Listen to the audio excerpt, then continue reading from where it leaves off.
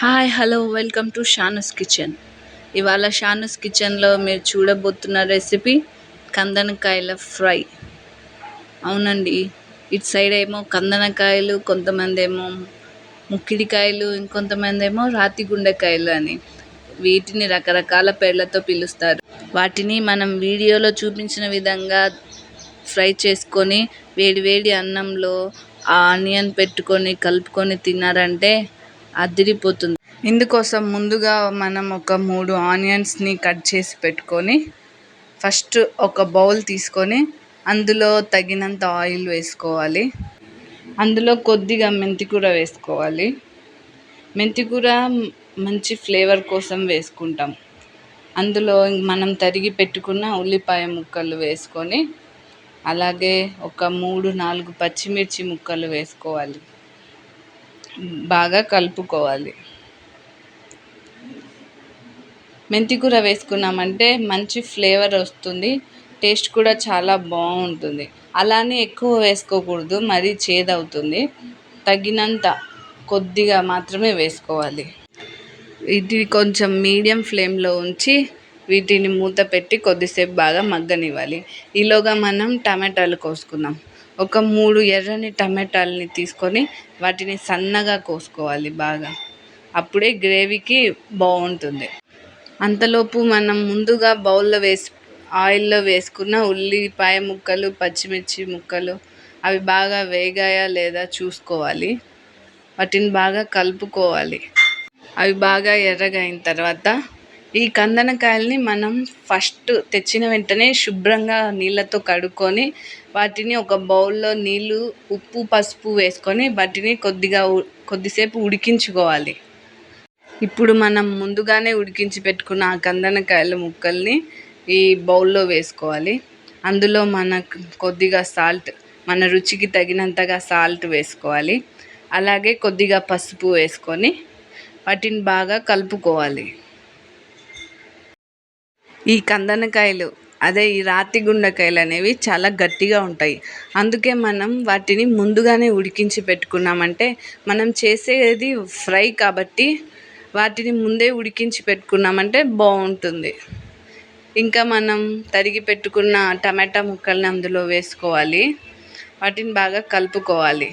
వాటిని మూత పెట్టి కొద్దిసేపు బాగా మగ్గనివ్వాలి. ఈలోగా మనం ఈ ఫ్రైలోకి కావాల్సిన వెల్లుల్లిని ఒలిచి పెట్టుకుందాం. ఒక 2-3 పాయల వెల్లుల్లిని తీసుకొని వాటిని బాగా ఒలుచుకొని పెట్టుకోవాలి. మనం స్టవ్ మీద పెట్టిన ఈ కందనకాయల్ని అప్పుడప్పుడు కొద్దిగా కలుపుతూ ఉండాలి. అవి మాడిపోకుండా, అడుగంటకుండా వాటిని బాగా కలుపుతూ ఉండాలి. ఇందులో మనం టమాటా ఎందుకు వేస్తామంటే నీచు వాసన రాకుండా.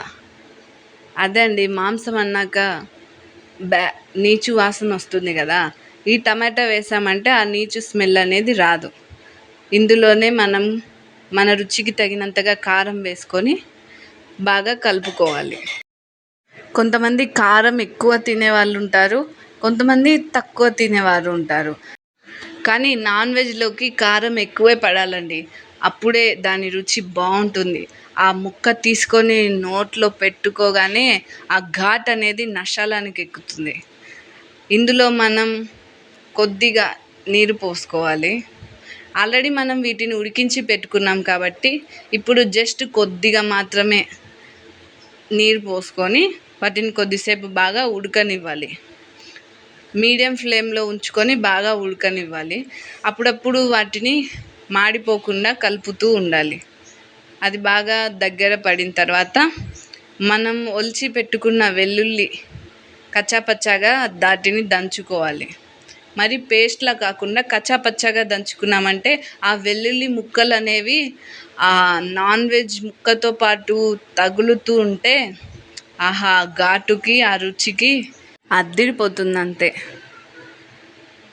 ఇందులో మనం కొద్దిగా ధనియాల పొడి వేసుకోవాలి. ధనియాల పొడి కూడా వేసుకున్నామంటే ఆ ఫ్లేవర్, ఆ టేస్ట్ చాలా బాగుంటుంది. ధనియాల పొడి వేసుకొని వాటిని బాగా కలుపుకోవాలి. ఈ ఫ్రైని మీడియం ఫ్లేమ్లో ఉంచుకొని బాగా మగ్గనివ్వాలి. అది బాగా మగ్గి దగ్గర పడిన తర్వాత కొద్దిగా ఫ్రెష్ కొత్తిమీర తీసుకొని అందులో వేసుకొని బాగా కలుపుకోవాలి. అందులోనే కొద్దిగా పచ్చి కరివేపాకు తీసుకొని దాని మీద గార్నిష్ చేసుకోవాలి. అంతే, మన వేడి వేడి కందనకాయల ఫ్రై రెడీ అయిపోతుంది. ఈ వీడియో మీకు నచ్చినట్లయితే లైక్ చేయండి, షేర్ చేయండి. అలాగే ఇలాంటి మరిన్ని రెసిపీస్ కోసం మా షానూస్ కిచెన్ని సబ్స్క్రైబ్ చేసుకోండి.